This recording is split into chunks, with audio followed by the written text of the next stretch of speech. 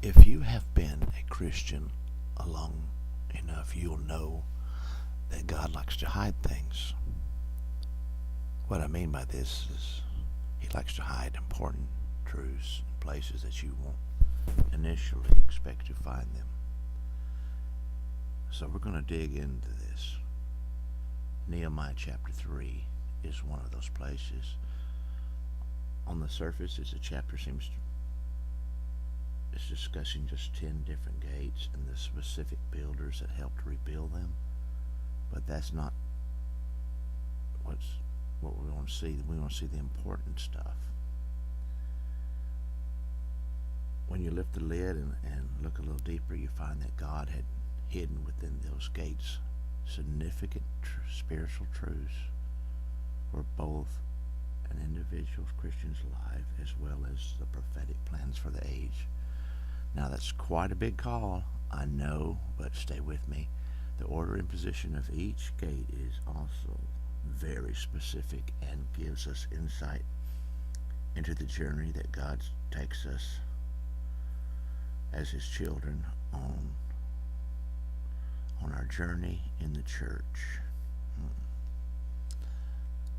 Let's get into this right now. I have included a map, but I want to talk about right now is the fish gate. The fish gate, Nehemiah 3 and 3. It speaks of evangelism.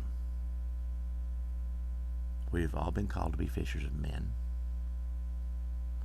Matthew 4:19 is a natural progression in our Christian life that we, after seeing that Jesus died for our sins, we would want to tell others about it, right? Surveys have been shown that believers who have been saved less than 2 years win the most people to the Lord. Their simple testimonies of what Jesus has done in their lives qualifies them to be the great fishermen of men. Great fishers of men. So this is the next step in the Christian life. The old gate. The old gate speaks of to us of the old ways of truth. The young Christians have experienced the sheep gate, then the fish gate, and soon sees the need for experiencing the old gate. This means learning old truths that never change. Jeremiah 6:16 states, "Thus saith the Lord, stand by the ways and see and ask for the ancient paths where the good way is, and walk in it, and you will find rest for your souls." Too many Christians today want something new, the latest teaching, the latest experience, or they try to change truth to make it acceptable with what the world thinks is right today, which may not be the same as what it thinks tomorrow.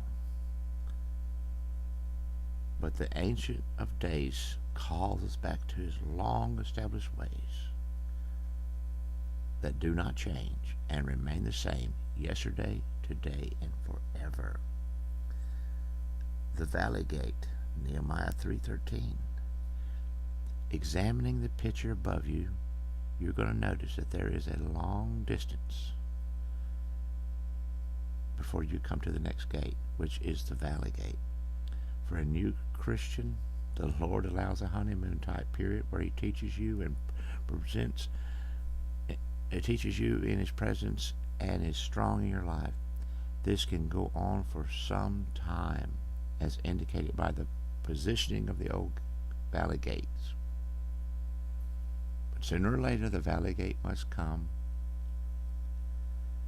The Valley Gate speaks to us of humbling trials, valley-type experiences used by the Lord for our personal growth. Never easy, but the Christian needs to remember that in the natural, nothing really grows on the mountaintops, but it certainly does down in the valleys.